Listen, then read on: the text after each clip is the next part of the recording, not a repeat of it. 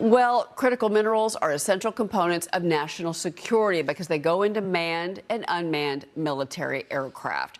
Robotics company Ondas provides autonomous ground and aerial robotic intelligence systems, including drones, to defense agencies worldwide. Now, Ondas just landed a new contract with a government defense client in the Asia-Pacific region, as President Trump did hold a call with China's President Xi Jinping today, where the Chinese leader warned Trump about arms sales to Taiwan. I want to bring in Ondas founder and CEO Eric Brock. Eric, thank you so much for being here. What can you tell us about this deal in the Asia Pacific? Yeah, sure. And firstly, thank you for having me, Cheryl. So this deal in the Asia Pacific is in and around our autonomous systems. I can't speak specifically to the customer and where we're deploying this, but we're bringing our capabilities. This one happens to be in and around counter-drone technologies and some of our aerial platforms around ISR. Are you more focused on, I know that you have a new contract with the Department of War, I'm going to get to that, but are you more focused on working with governments, or are you more focused on working with corporations? So we're both. The short answer is we're a dual-use company, so we're protecting and securing critical infrastructure, critical population centers, as well as providing homeland security and even tools for the battlefield. And we're doing this, again, with a portfolio of unmanned systems that range from aerial systems, counter-drone capabilities, as well as now ground vehicles.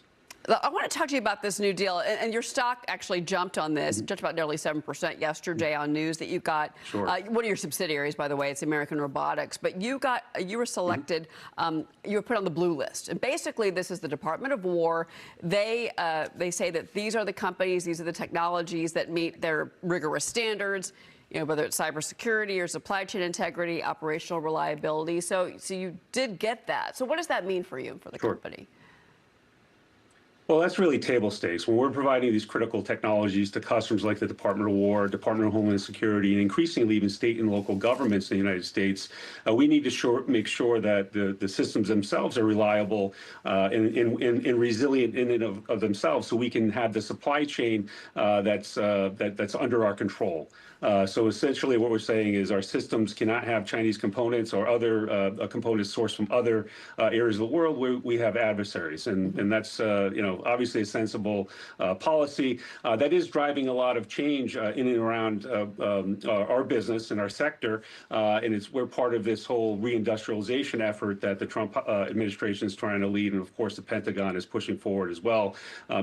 Pushing our industry to move from a venture-backed technology development environment where we've now maturing systems and we have to deliver them and operationalize the companies. And of course, this policy in and around localization, right, and NDA compliance, which means again you have to be using local supply chains and production. Right. It's something that we're really well positioned for. But is getting on the blue list is the next step a government contract then, or is it one and the same?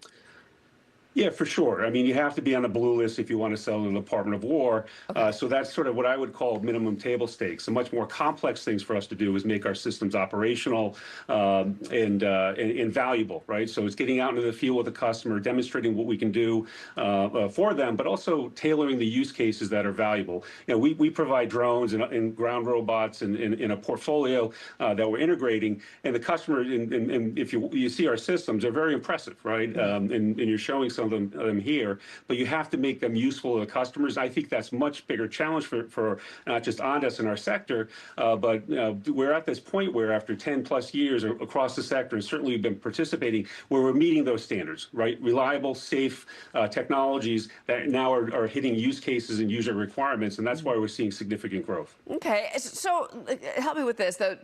Talk about, I feel like I'm focusing a lot, and I am, on kind of the military side of this and the defense side of this, but as far as like the non-military options, the non-military services that you provide, so what does that look like exactly?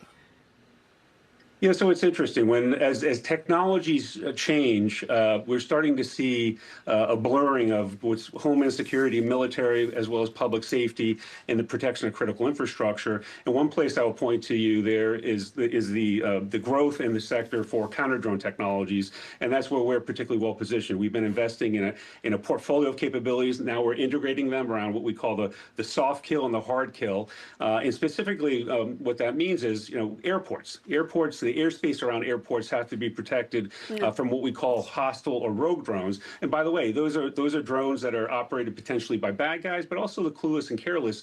And as you're seeing more drones proliferate, these risks are as well. So we're deploying counter drone technologies, and again, that's dual use, right? When we're going to an airport, this is supporting commercial activities and making sure commercial activities in our economy can be running properly. The clueless and the careless. That's a good line. That's Eric right. Brock, thank you for joining us. Fascinating story.